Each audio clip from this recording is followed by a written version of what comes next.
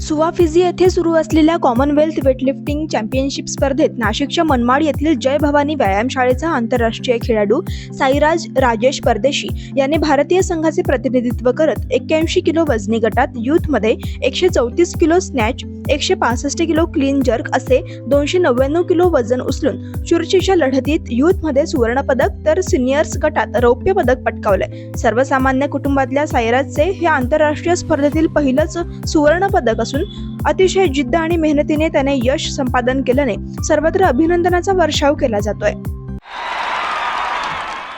Team India महिनाभराच्या विश्रांतीनंतर मायदेशात cricket खेळण्यासाठी सज्ज झाली आहे. टीम इंडिया श्रीलंका दौऱ्यानंतर आता बांगलादेश विरुद्ध कसोटी आणि T20 मालिका खेळणार आहे. बांगलादेश पाकिस्तान दौऱ्यानंतर भारत दौऱ्यात खेळण्यासाठी उत्सुक आहे.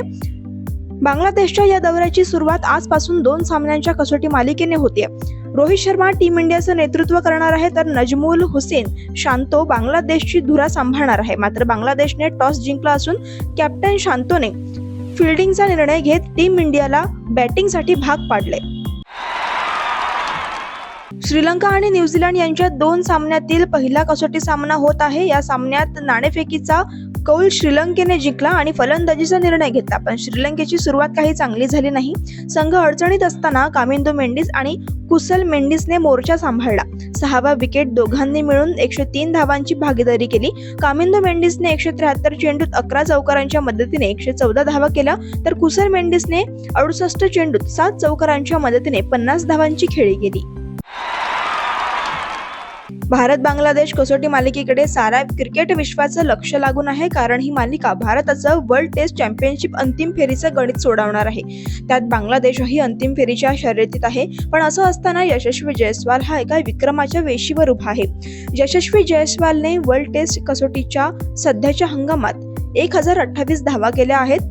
WTCच्या एका पर्वात भारताकडून सर्वाधिक धावा करण्यासाठी त्याला फक्त 132 धावा करायच्या आहेत. यापूर्वी सर्वाधिक धावांचा विक्रम अजिंक्य रहाणेच्या नावावर आहे.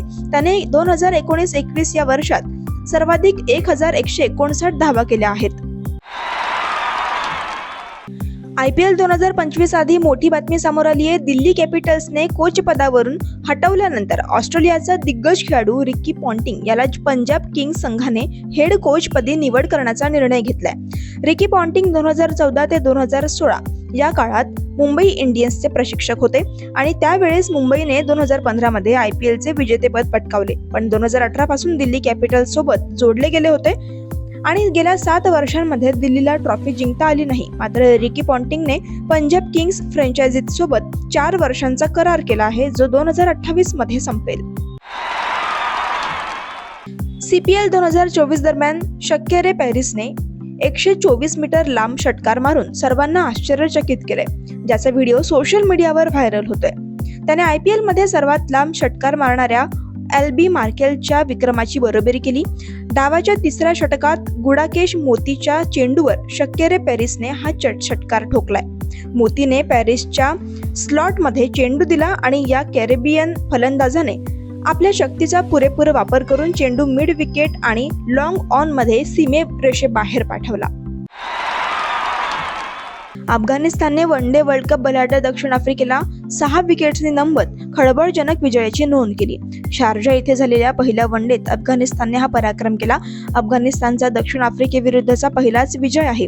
अफगाणिस्तानतर्फे फजलक फारुकीने 4 तर गनफजरने 3 विकेट्स घेत आफ्रिकेच्या डावाला खिंडार पाडलं.